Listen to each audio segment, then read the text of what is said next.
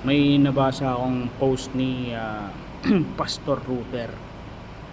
Sabi niya dun sa post, mag-focus ka muna sa sarili mo. Focus on yourself, building yourself, di ba? Mag-grow ka muna bago mo isipin magkaroon ka ng karelasyon, kasi madali na lang yan eh.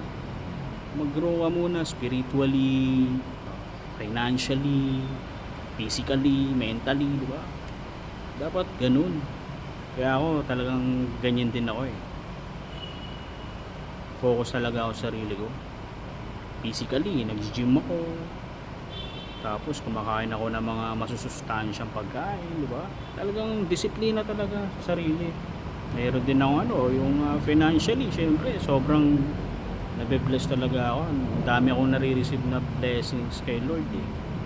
Syempre kasama na dyan yung spiritually, kasi nag-church ako, nagbabasa ako ng mga Bible verses, diba? Talaga ako eh, spiritually, financially, diba? Physically okay ako eh. Nakakabili ako ng mga gusto ko, diba? Ganun. Mentally na lang talaga yung problema sa akin eh. Minsan nagsasalita ako mag-isa, alam mo yun, minsan wala naman nakakagulat, pero bigla akong sumisigaw, ganun. Yun na lang talaga problema ko.